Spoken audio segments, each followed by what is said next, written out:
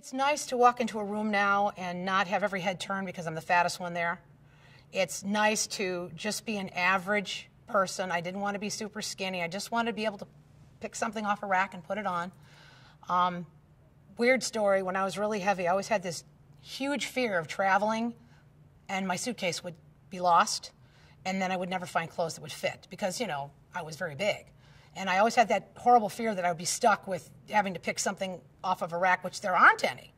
Now, when I travel, I buy clothes all the time, which is kind of fun. Well, I dieted my whole life. I mean, you name it, I've done it. Cabbage soup, Weight Watchers, Jenny Craig, all of it. I lost weight. I just never kept it off.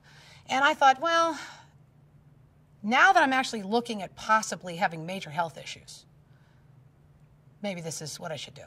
There's no such thing as a quick fix for anything.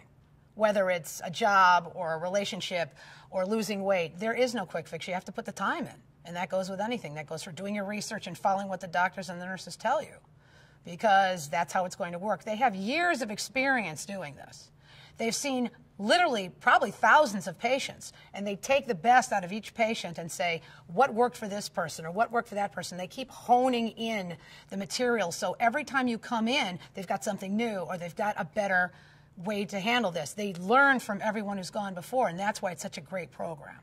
2 weeks after I had my surgery, I started feeling kind of crappy. And I thought, well, what's this? And I went in, and the nurse sat me down and she said, stop taking your blood pressure medicine. Just from having surgery 2 weeks ago, my blood pressure was normal and the medicine didn't work anymore. It was too strong for me. What a miracle. 2 weeks. 4 weeks later, I didn't need my prediabetes medication anymore. 6 months later, I didn't need to be on a CPAP machine, and I had severe sleep apnea. Now, when I go to the doctor, my blood pressure is normal, if not low. My pulse rate is low from working out. My sugar is low.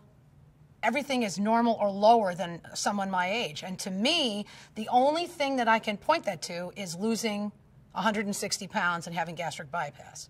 If for no other reason than that, that saved my life and it's extended my life further. If I still was 150 over 110 with a 105 blood sugar and a 90 pulse rate, I'd be very sick. Right now, I've got 110 over 60. I've got a 52 pulse rate. My cholesterol's 165. It used to be 225. My sugar's like 80. It has to be from that. It's different the way you move through space. You're lighter. I think emotionally, too. You feel happier. It's not that big stigma. You're not worried about what someone's going to say, what they're going to think. And even as a fat person, when you're dieting, and you could sit down and eat a celery stick, everybody looks to see what you're eating. What are you doing? You know, now they look because they're like, I can't believe you eat all that stuff and you're healthy. I'm like, well, I'm very lucky. I mean, I've considered this, I'm grateful every day. Every day. And I'm not just saying that because I'm on film or anything like that. I really am. I get up and I look in the mirror. When I get on the scale, when I get my blood pressure checked, I'm just very grateful every day. And I hope to God I never, ever take it for granted, because it's a miracle as far as I'm concerned.